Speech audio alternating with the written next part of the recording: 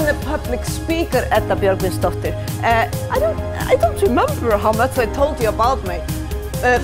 For many years I worked as an actress, mostly in the comedy business, but I always gave lectures and held seminars on the side, which is my secret job, actually. But now it has become really, it takes nearly all my time. I go every day into some company or school or somewhere just to present my master's thesis. Working with comedy, it's always this black hole.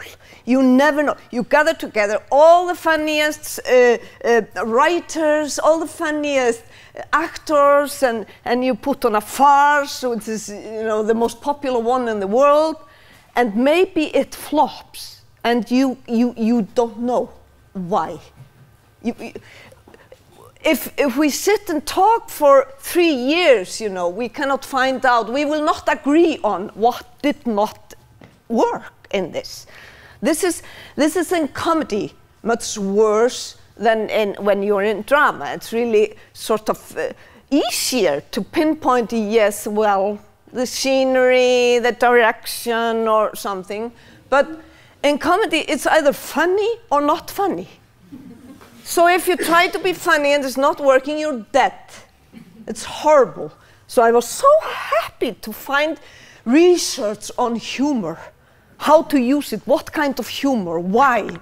And I'm going to share just a little bit with you, I just love quotes. And quotes on humor, I just want to share a few with you. If you could choose one characteristic that would get you through life, choose the sense of humor, says Jennifer Jones. Humor is the affectionate communication of insight, says Leo Rosten.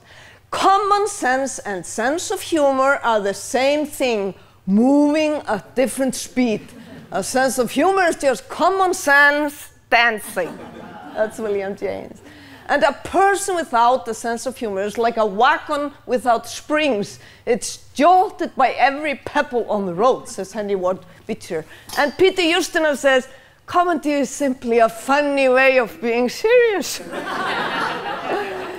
So, well, humor, I really need humor to survive.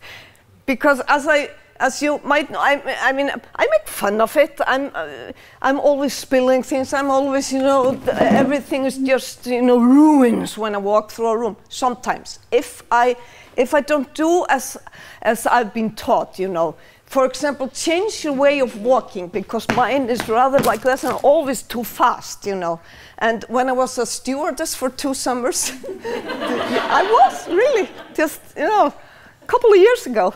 And then one of our trainers told us to imagine a little coin and hold it between, So you hold it, really. So you walk like that.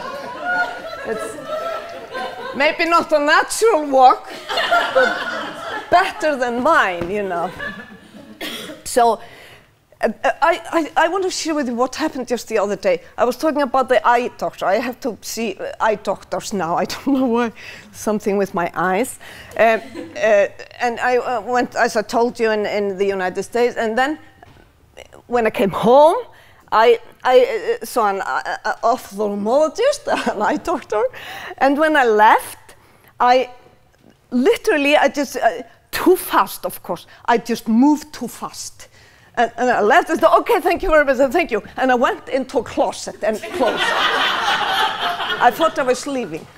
And every time I do this a lot, I'm sitting on something, I break my glasses, I lose things. I lose the sense of humor I have. I always feel such shame. And I stood there really thinking, what can I do? Should I stay here until they leave?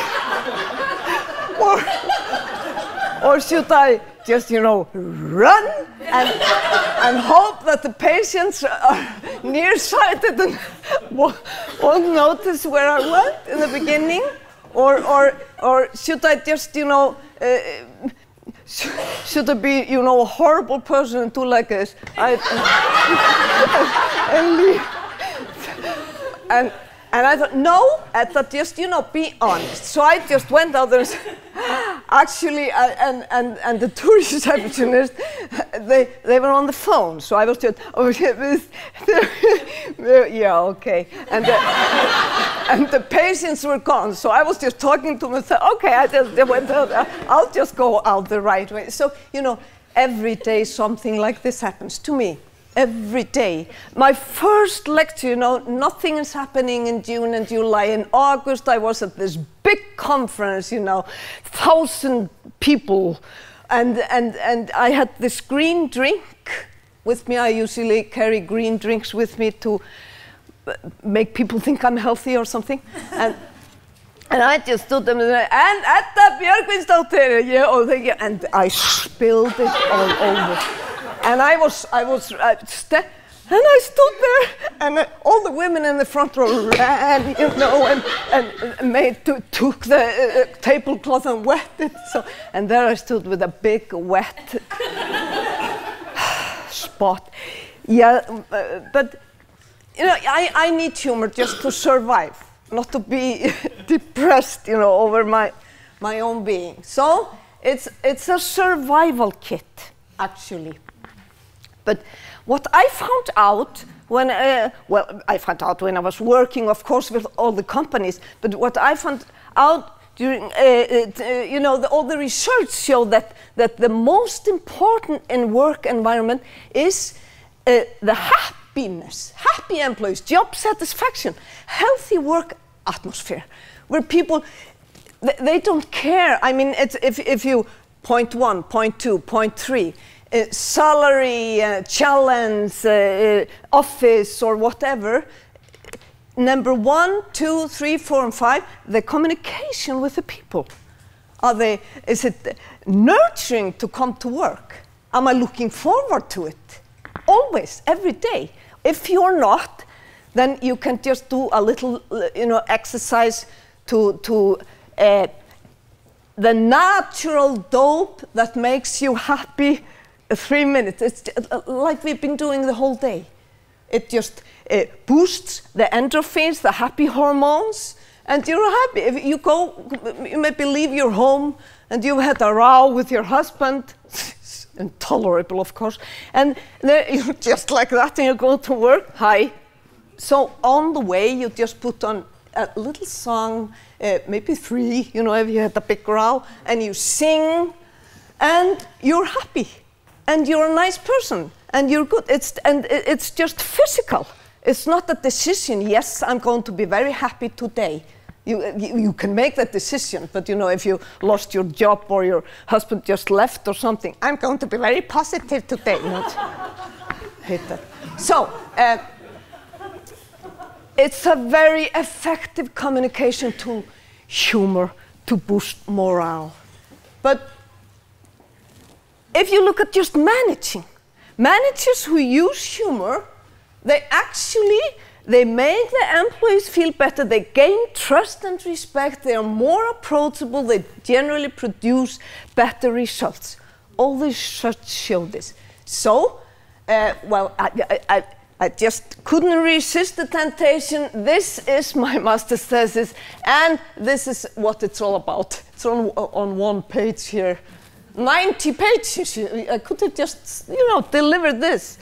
And actually, you know, all the research show the same. Why? Why humor in the workplace? Because it builds relationships and improves teamwork. It also creates a positive working environment. It reduces stress. It motivates employees. It enhances creativity. Your brain works better if you're happy, if you're humorous. It increases productivity. It has significant impact on employees' health and well-being. And if only, you know, all the days that people are sick because they are stressed or you know, or just sick, they're so expensive. So if it only were for that, use this tool. It's so simple, really, but you have to look into it. because humor is not just humor. What are we talking about? Being funny, jokes, telling stories, anecdotes, stand-up, having this ability to make people laugh all the time. It's a gift, of course, but not everybody can do that. You can develop the skills, but opening your heart is what humor is all about. And I know that as a comedian, I know that as a stand-up. Of course, I can be world famous by telling very nasty jokes about everybody. I know I can do that. But I always advise new comedians to use that kind of humor when they're starting.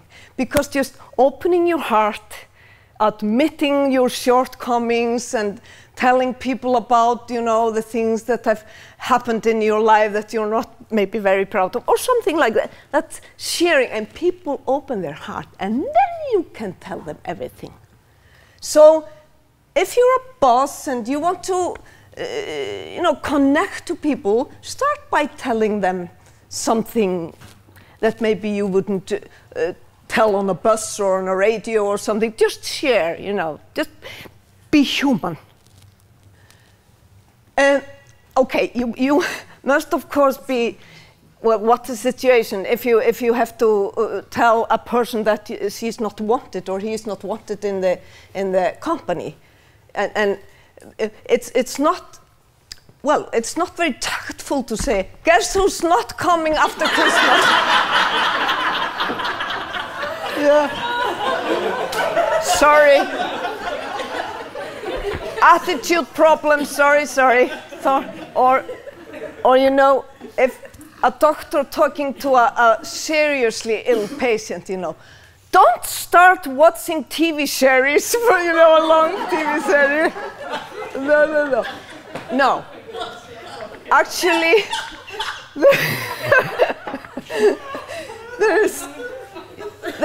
there is no easy way to give people, bad news. It's not possible.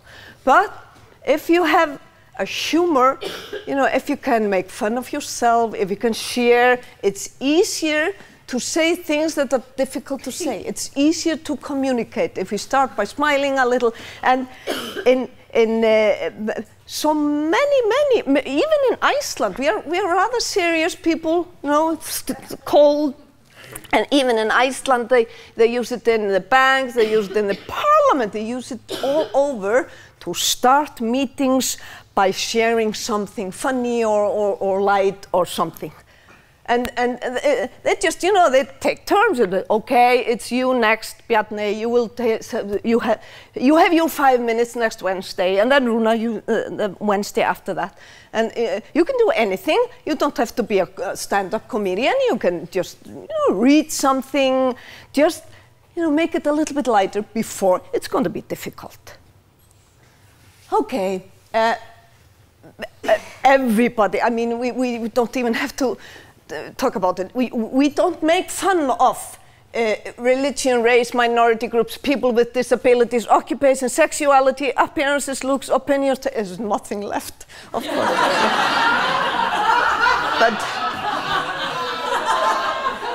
but the bonding humor is when we, in this workplace, we laugh together. We are not making fun of her because she's very short and always hello. No. She might laugh, but maybe she goes home and cries. So it's a horrible thing. So be very careful what you joke about. For example, when we make jokes, is everybody laughing wholeheartedly, or is the victim laughing, and then goes home and cries? And for example, people with disabilities. I have a good friend who's a stand-up comic, and he is blind. And he can make fun of that. I cannot do that. And he told this on the radio once, that he just uses his life. It's so many things happening. For example, when he is at a party or something, people tend to say, what does Becky want to drink? Or, do you want something to eat? Like, I mean, his ears are fine.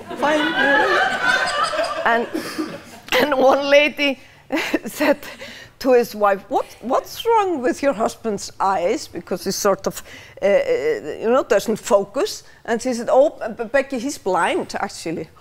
Really? Oh, how do you communicate with him? Do you use sign language?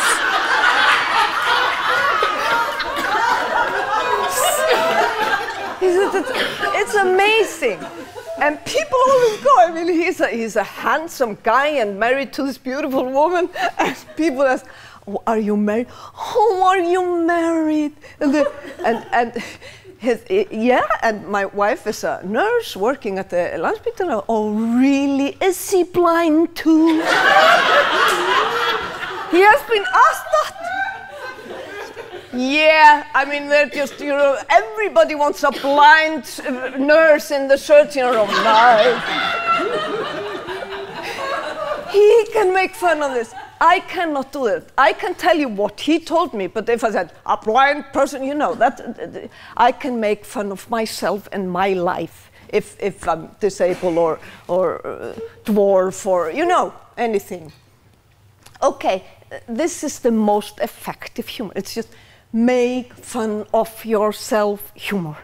And it's always appropriate. It's always appropriate to, when people are talking about, the government or everything's just, horrible. And then it's so easy to do. Let me tell you about some things. Let me tell you about the day I went to the massage, for example, and there was this wonderful Vietnamese lady, and she didn't speak English, and I couldn't talk to her, and she, she was, I'm not tall, but she was very tiny, beautiful woman, extremely good to massage, and she said, with her hands, that I had to take off my clothes and lie down there, and she pointed in the corner. I found, like a towel and brilliant thing.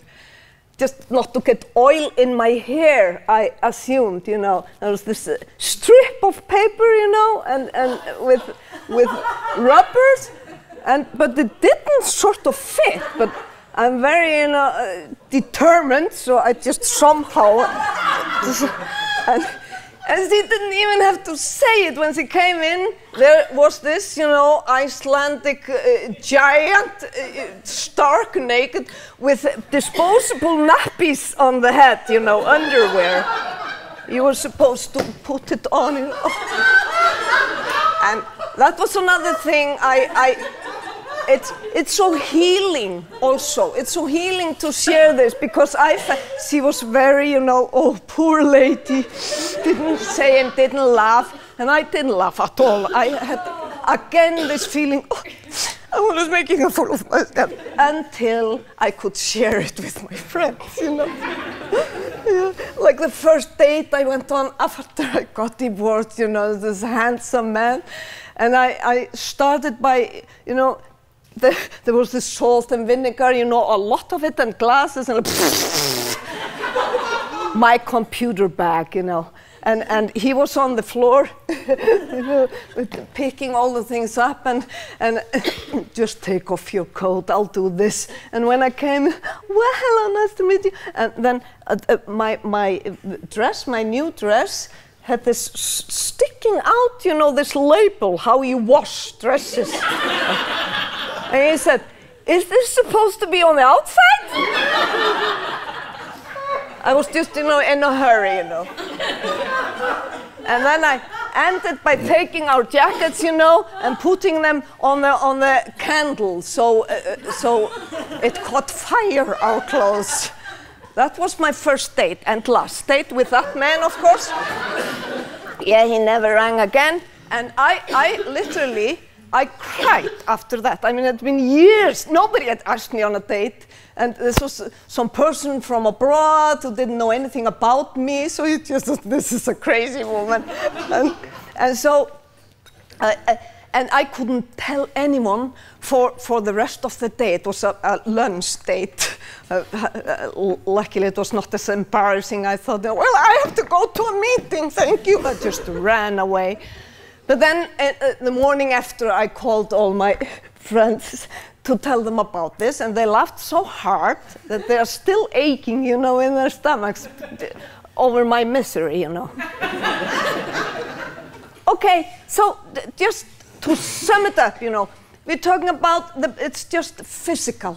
It's, you know, endorphins, dopamine, serotonin, oxytocin, and a lot more. Now, if you, for example, laugh or sing or dance, it can go up to 400%, you know, the increase of these hormones. So it's so easy to just, you know, go into a very nice dope just by doing this. And it decreases levels of the stress hormone. The body doesn't produce cortisol and happy hormones. So you can, if you're like this, you know, and you just turn up the music and you sing and you dance, it's gone. And you're calm and happy. Believe you me, try it. If you don't remember anything I say today, try this. Try singing and dancing when you're stressed or unhappy or you know, and just, you know, see how it works. 3 minutes. 3 minutes. Okay, well, this is what all the doctors say today, and there's no debate about it even. They just agree, you know. Decreases blood pressure, increases brain activity, invigorates the diaphragm and many important internal organs, decreases the risk of heart disease, fights depression, and when I read it in the Journal of International Medicine, the American Journal of Medicine, New England Journal, and many, many more. So, just in the end, because here we have a lot of speakers, humor, it's such an excellent tool to, for example, start. It's so difficult to start. The first 7 seconds.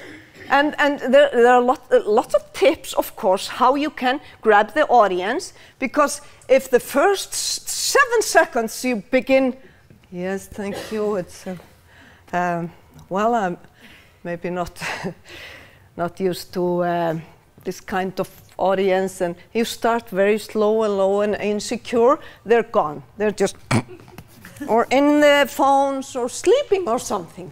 So the first 7 seconds is very important.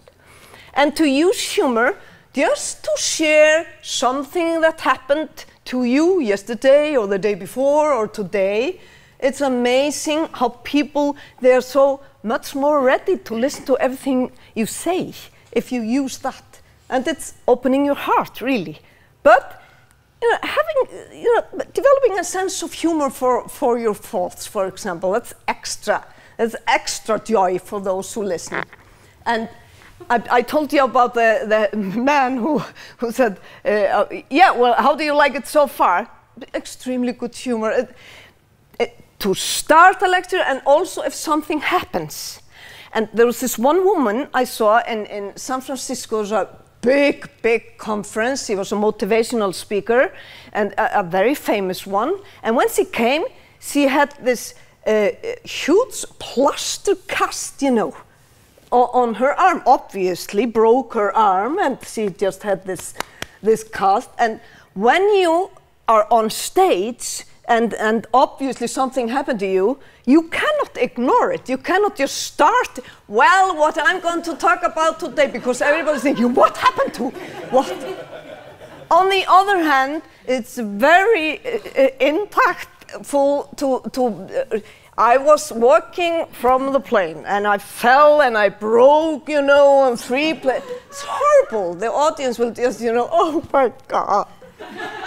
This woman knew this, of course, brilliant speaker. So she said, you are, of course, wondering what happened to my arm. So I just ask you, has anybody here recently read the new book, Intense Sex Life of Middle-Aged Women? And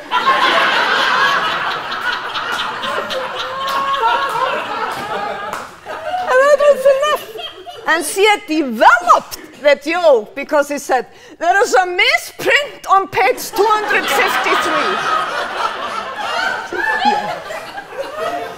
End of discussion. She didn't have to explain it or anything. So it's an excellent tool also for speakers. In the end, I just want you to say, boost your happy hormones every day.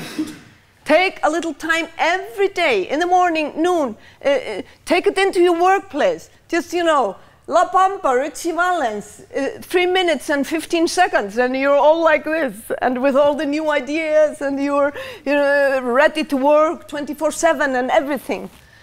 Dance, sing, meditate, create art, eat chocolate, love, hug, have sex. You know, this boosts your happy hormones enormously. But if you want to do it quickly, then it's just, you know, La Pampa, Richie Valens, or have a hearty laughter, you know, laugh, you know, so much that you can't stop, which is rare now. I did it all the time when I was, you know, 15, 16. I couldn't stop laughing. You know, I was impossible, you know, in school. and a lot of us, you know, 15, 16, the giggling years. But since then, I've not laughed really hard. And to tell you the truth, when I was at Anthony Robbins' seminar, and we were supposed to find an incident in our life where we had this hysterical laughter, you know, where we couldn't stop. And I remembered one time when I was 16, I was in church with my grandmother and mother and her sister, and everybody was supposed to go to church with my grandmother, whether we liked it or not. And at 16, I didn't like going to church, but I went there, and I just told you the story, didn't I? No. Are you sure? Not been to church. The woman with the hair.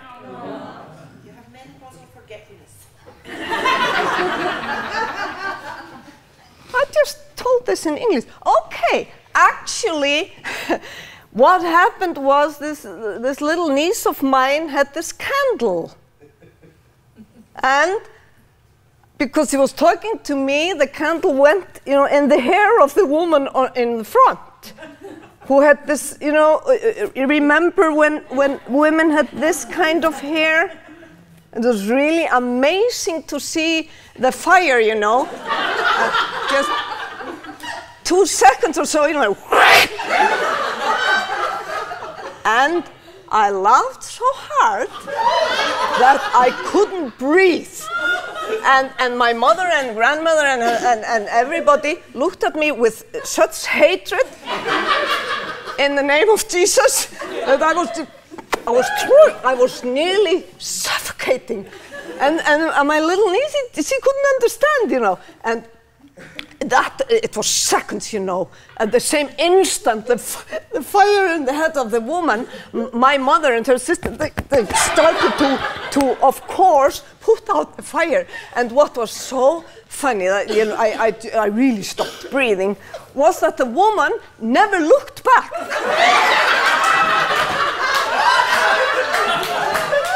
What? Really? I mean, fire in the head, slapping? No. And I imagined, you know, she was thinking, oh yeah, this is this family of Augusta always, you know, like that. But when I started thinking about the poor woman going home and to the mirror and seeing only, you know, then I just had to go out of the church, you know. I couldn't anymore. So, I mean, I write it down now. When I have this laughter, uncontrollable laughter, I write it down to be able to share it, you know, maybe just with me. And I always have the same feeling, the same dope feeling, you know, when I poor woman, though. Okay, and the bank of joy, humor, and laughter collect everything that makes you smile or laugh or makes you feel good. Comedies, jokes, funny stories, embarrassing incidents. I can tell you a lot more. You know, you can use mine. Uncontrollable laughter, humorous books, videos, funny pictures. You know, just use your computer to collect everything that makes you smile, because I'm sometimes like this, you know. I'm writing sketches, humorous sketches, and I have to finish this. And I'm not laughing, I'm not even smiling, you know. Then I just go to a little YouTube, maybe link. And I love animals, and I love babies, links, you know, YouTube links, funniest home videos, you know. And there's one of this panda, the little baby panda sneezes. Have you seen it? And the giant panda, she flies off the floor, miss you, and whoosh, that huge animal, and it's I can watch it over and over and over again. So, but what in Icelandic, I have a special ending for my show, and it only works in Icelandic. So I thought, okay, my family album then. Yeah, makes people happy. All children are, of course, cute if they're in your family, and some more family members might make you happy. Yeah, well, I just want to assure you, this is from my mother's family. I'm very grateful to have my good looks from my father. He's a plastic surgeon. And just one little sentence from Peter Sellers playing Clouseau: there is time to laugh and there is time not to laugh, and this is not one of them. So thank you so much, thank you.